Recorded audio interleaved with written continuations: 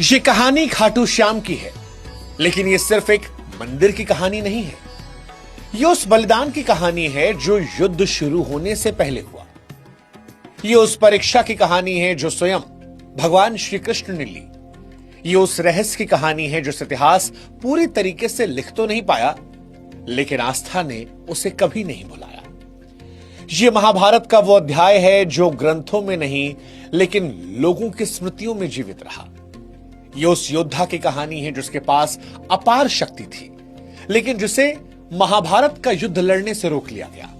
जिसने महाभारत के युद्ध को पूरा देखा, लेकिन वार एक भी नहीं किया। ये उस त्याग की कहानी है जिसकी वजह से आज राजस्थान के एक छोटे से कस्बे खाटू में लोग पूरे शरीर से नहीं बल्कि सिर से नमन करते हैं एक सिर के साथ। इस कहानी की हम शुरुआत करें भगवान खाटू श्याम के बारे में हम आपको बताएं, उससे पहले हमारी आपसे गुजारिश है कि भक्ति बुक से आप जरूर जुड़िएगा, इस रिश्ते को और ज्यादा मजबूत कीजिएगा। अब कहानी शुरू से। महाभारत का समय था, धर्म और अधर्म की सीमाएं स्पष्ट हो चुकी थी। कुरुक्षेत्र की धरती युद्ध के भार से कांप रही थी। शंखनाद होने से पहले ही यह तय हो गया था कि यह युद्ध केवल राजपाट के लिए नहीं, बल्कि व्यवस्था और मूल्यों के लिए लड़ा जाएगा। उसी समय पांडवों के पक्ष में एक ऐसा योद्धा खड़ा हुआ जिसके शक्ति से देवता भी परिचित थे। उनका नाम था घटोत्कच। वो भीम और हिडिंबा के पुत्र थे। घटोत्कच केवल बल के प्रतीक नहीं थे, वो उस धर्म के शस्त्र थे जो नियमों से नहीं परिणामों से पहचाने जाते हैं। घटोत्कच ने महाभारत के युद्ध में कौरवों की नीति को तोड़ दिया, असंभव को संभव कर दिया।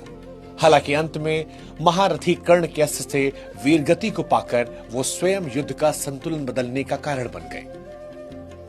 लेकिन जो कहानी हम आपको सुना रहे हैं खाटू श्याम जी की, उसकी असली परछाई घटोत्कच की मृत्यु के बाद उभरती है, उनके पुत्र बार्बरीक के तौर पर। बार्बरीक का नाम आपको महाभारत के मूल ग्रंथों में शायद ना मिले, लेकिन यही कथा का सबसे बड़ा संकेत है। वो इतिहास में उस तरह से दर्ज नहीं है। पुराणों, लोक कथाओं और जनमानस की स्मृतियों की योद्धा है।